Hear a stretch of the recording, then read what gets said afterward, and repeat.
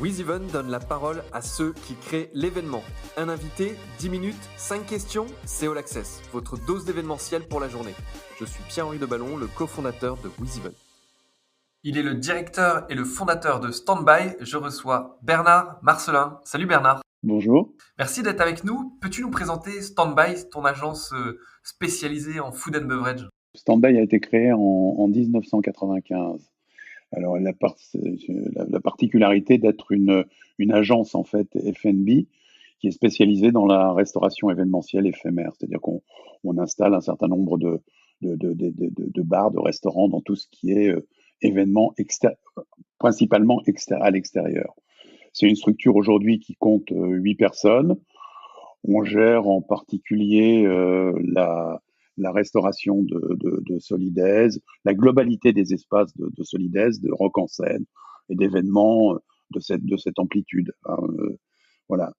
Depuis les rock en scène et Solidaise depuis leur début. On a donc grandi ensemble depuis pratiquement 20 ans pour Solidaise et je crois 16 ou 17 ans pour rock en scène. Et donc 8 personnes, c'est 8 personnes à l'année, mais pendant les exploitations, Pendant les exploitations, on peut monter jusqu'à 300 personnes en vendeurs, une quarantaine de responsables, une dizaine ou une quinzaine de régisseurs montage, démontage. On a la particularité d'être une régie. On est une agence, bien sûr, mais notre particularité, c'est qu'on est une régie, c'est-à-dire qu'on est capable de mettre en place la globalité pour le compte de l'organisateur, tout ce qui concerne l'aspect F&B. C'est-à-dire qu'on le décharge totalement de ce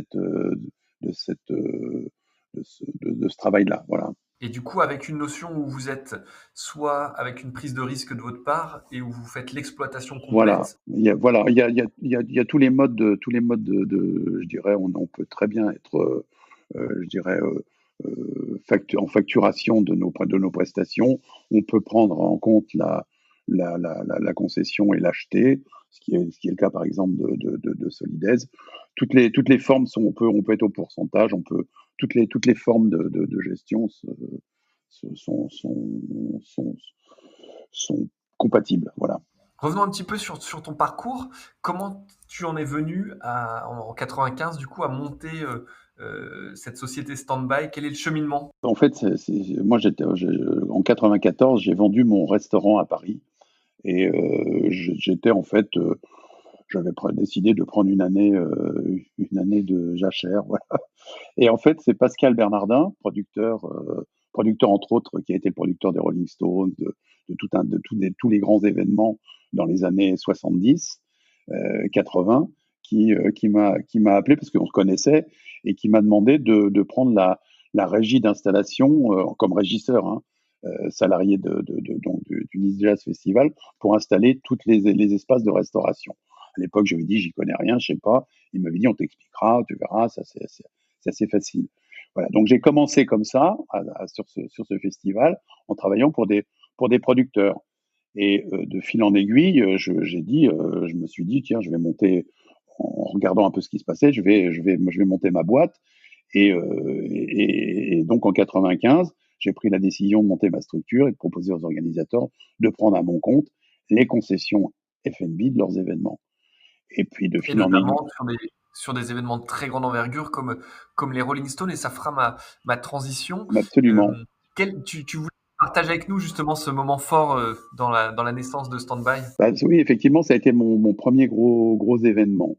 Mais avant, je vais revenir un peu en arrière, en 94, j'ai le concessionnaire en fait du Nice Jazz Festival de l'époque, pour lequel j'avais contrôlé, m'a proposé de venir travailler avec lui sur les Pink Floyd à Chantilly en 94.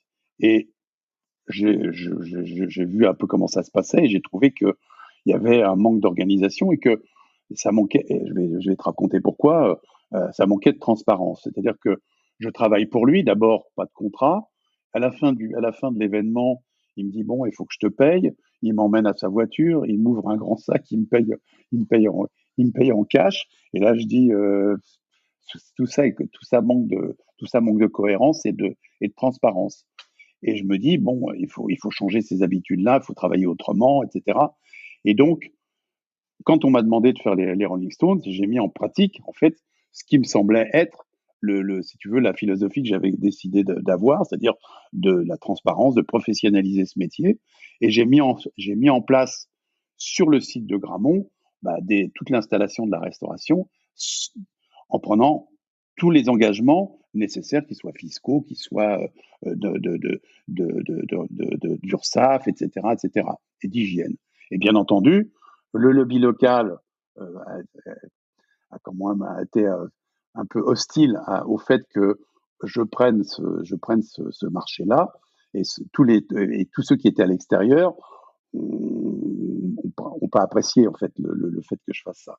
Et j'ai, comme par hasard, je ne sais pas si c'est lié, je me suis retrouvé avec tous les contrôles, URSSAF, hygiène, fraude, douane, mais qui en fait ils ont débouché sur rien parce que j'avais fait les choses en bonne et due forme. En fait, le fait que ça s'est su que ça s'était passé comme ça, et ça a donné de la confiance aux producteurs pour me donner en fait par la suite un certain nombre d'événements, et puis ça s'est enchaîné, et c'est comme ça qu'en fait Standby a grandi. Mais je pense que quand, voilà, quand j'ai pris en fait cette démarche, j'étais un peu précurseur hein, dans la façon de travailler. C'était en fait pas du tout organisé. C'était quand même un peu le bordel, je dirais, dans cette activité. Voilà. Et si toi, tu disais que tu avais eu cette volonté de professionnaliser, puis de rendre le plus transparent pour l'organisateur et puis pour les autorités, finalement, l'exploitation de ces espaces, tu disais aussi on avait 300 personnes. Ça veut dire que comment tu faisais toi pour, à l'inverse, que les gens que tu embauches temporairement, avec toutes les espèces qui circulent, comment tu gérais avant que des technologies puissent t'y aider, Bah, et comment tu gérais ce risque de fraude? C'était extrêmement compliqué, mais j'avais créé une équipe avec des gens dont j'avais confiance, qui en fait étaient au poste clé. Et au départ, beaucoup de proches de chez moi, copains ou famille, hein, pour être en fait très attentifs à cette partie-là. Alors bien entendu, c'est aussi quelque chose qui était compliqué. Hein. C'était pas simple. C'est pour ça que quand est arrivé le cashless avec WizEvent, pour moi, ça a été effectivement un soulagement. Et c'est quelque chose que j'attendais depuis longtemps. Et quand ça s'est amorcé, le fait de pouvoir travailler en cashless, c'est vraiment quelque chose que j'ai revendiqué tout de suite. Hein. Alors là, tu parles de travail, mais en ce moment, malheureusement, on a tous un peu moins de travail. Comment votre actualité se matérialise aujourd'hui? Sur quoi vous travaillez? Je crois qu'il y a un chantier de fond porteur de sens que vous avez mis en place chez Standby. Alors, écoute, c'est vrai on traverse un moment un peu sans perspective et un peu compliqué. Mais on a fait un gros travail de réflexion sur le RSE, parce que je pense que aujourd'hui, si on traverse une pandémie, c'est aussi, je pense, lié à des dégâts environnementaux, et qu'il faut qu'on se prenne en main, nous, aujourd'hui, pour faire en sorte de changer nos habitudes de consommation. Et alors, c'est vrai on y a passé beaucoup de temps. Toute l'équipe a participé à l'élaboration d'un plan RSE établi sur 4 années à venir, en espérant que la mise en œuvre de ce plan ne restera pas lettre morte quand on voit les perspectives aujourd'hui de notre activité. Et la preuve d'ailleurs, c'est que certains événements de grande envergure sont en préparation, ne nous demandent plus prioritairement notre savoir-faire professionnel, mais notre engagement RSE avant toute forme de suggestion, de collaboration. C'est vrai que notre plan est axé sur cinq objectifs. Il y a la gestion des déchets, le sourcing, les énergies et les transports, les RH, et puis les aménagements, tout ce qui est PMR, mobilier, décor éco-conçu, etc. Moi, en ce qui me concerne, c'est surtout le côté RH. J'ai toujours veillé à ce que les personnes qui travaillent avec nous soient valorisées du fait d'être en accord avec les valeurs qu'on souhaite mettre en avant. Voilà. Et puis je crois qu'il y a une transition qui se fait aussi avec ton fils. Moi j'ai un papa qui est entrepreneur et mon frère a commencé à travailler avec lui, un peu comme le fait Ferdinand aujourd'hui. Du coup c'est une aventure familiale qui se poursuit. Oui, oui, il y a effectivement Ferdinand, il y a aussi ma belle-fille qui est avec nous. C'est C'est une équipe, hein. Je suis très attaché à une démarche d'équipe. Mais c'est vrai aussi qu'il y a derrière la transmission, la transmission de mon expérience et que, en fait, que tout ça puisse continuer dans un modèle économique qui soit performant, parce que c'est aussi la difficulté de notre activité, c'est-à-dire que on a un modèle économique qui est un peu basé sur le fait que il faut de gros événements. On a 5 entrepôts, on a voilà, il y a derrière une logistique lourde pour pouvoir répondre à des événements de grande envergure. Quels sont les événements, c'est ma dernière question, la plus petite taille d'événement que vous pouvez opérer pour que ce soit tenable économiquement pour vous? C'est des événements de quelle taille? Des 10-15 000 personnes à peu près. Bon, il y a des trucs qu'on fait aussi pour exister.